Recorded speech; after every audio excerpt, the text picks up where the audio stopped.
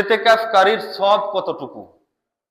নবীজি সাল্লাল্লাহু আলাইহি ওয়াসাল্লাম বলছেন, যদি কেউ একদিনের জন্য ইতিকাফ করে, তার থেকে জাহান্নামের আগুন একটা ঘোড়া 500 বছর পর্যন্ত দৌড়াবে।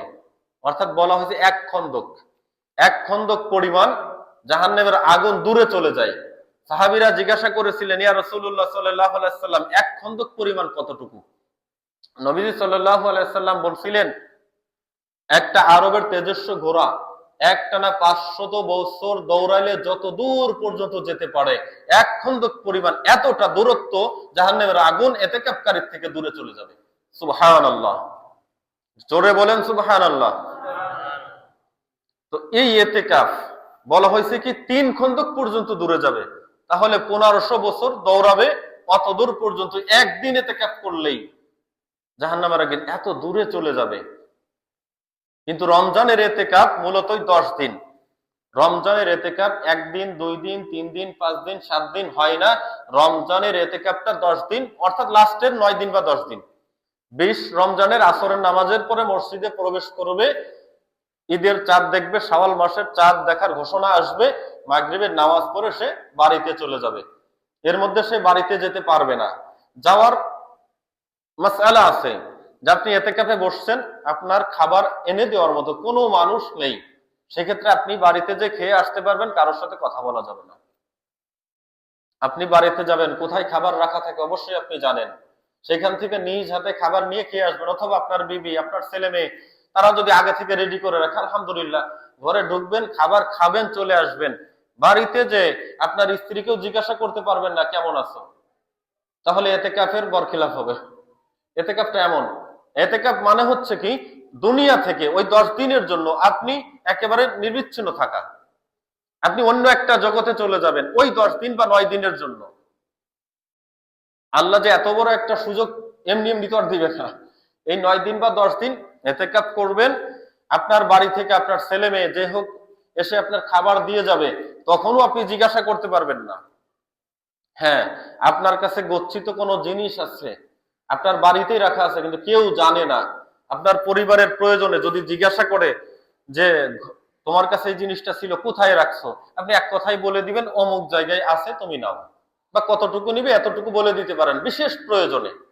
তবে উচিত হবে যারা ইতিকাফে আসবো, সংসারে যা কিছু প্রয়োজন ওই 9-10 দিনেরটা ব্যবস্থা করে দিয়ে মসজিদে আসা। যদি ব্যবস্থা করে না আসেন, ইতিকাফে থাকা অবস্থায় আপনার চিন্তা আসবে, আমার পরিবারে বাজার নাই, বাজার কে করে দিবে। একটা উদাহরণ দিলাম, এরকম যে কোনো জিনিসটি আপনি চিন্তা করবেন, চিন্তা করলে আপনার ইতিকাফ বরখিলাফ হবে। এই জন্য ইতিকাফকারীর সওয়াব কতটুকু, একটা তো ফজিলত বললামই।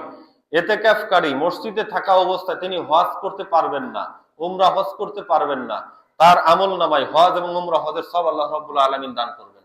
সুবহানাল্লাহ।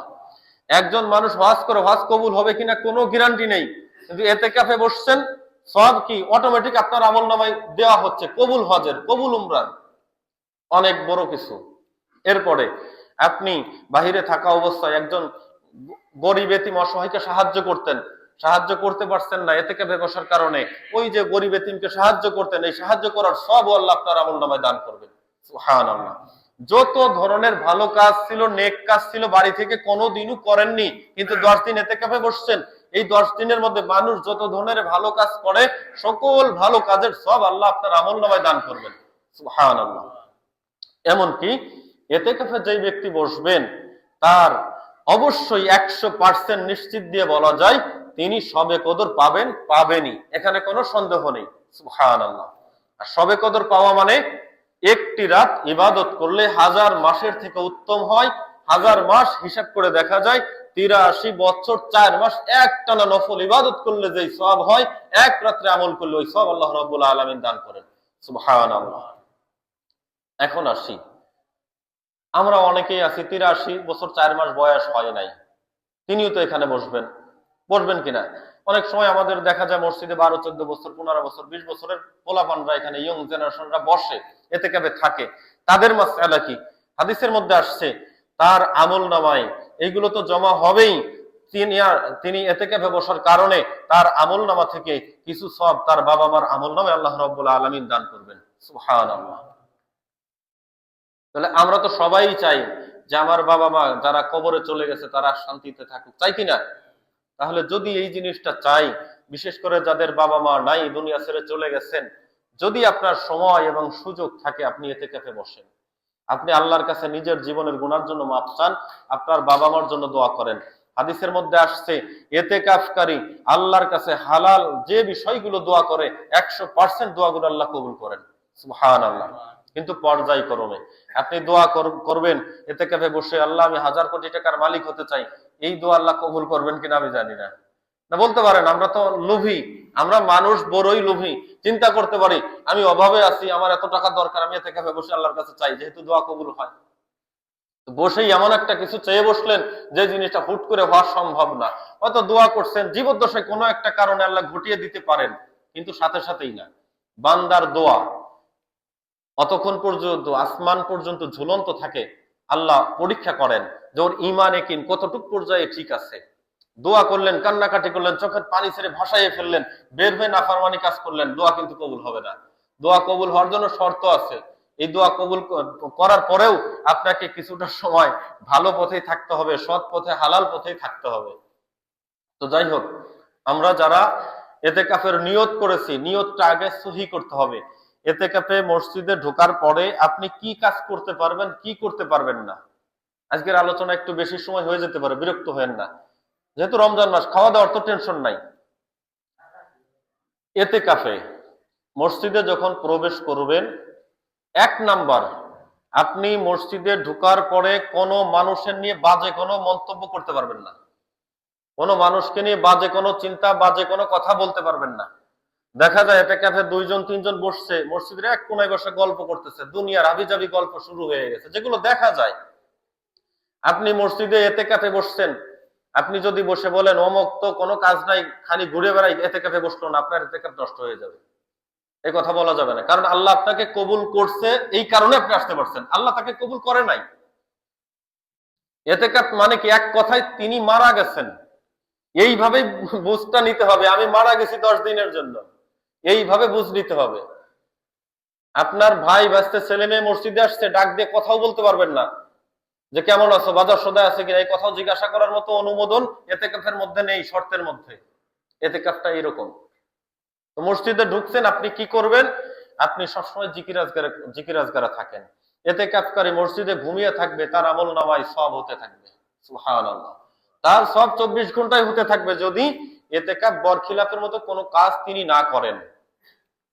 আপনি মসজিদে প্রবেশ করছেন এতেকাফের নিয়তে, তখন থেকেই মসজিদের প্রতি একটা মায়া মোহব্বত আপনার মধ্যে সৃষ্টি করবেন। আপনি হয়তো মনে করতে পারেন মসজিদে খাদেম আছে, সেই মসজিদ পরিষ্কার করবে, মনে করতে পারেন, এটা স্বাভাবিক। এই মনে করায় কোনো গুনাহ হবে না, এতেকাফের কোনো ক্ষতি হবে না। কিন্তু আপনি যদি মসজিদের একটা ময়লা পরিষ্কার করেন এতেকাফ করে, আপনার কবরে যাবতীয় ময়লা আল্লাহ রাব্বুল আলামিন পরিষ্কার করে দিবেন। সুবহানাল্লাহ।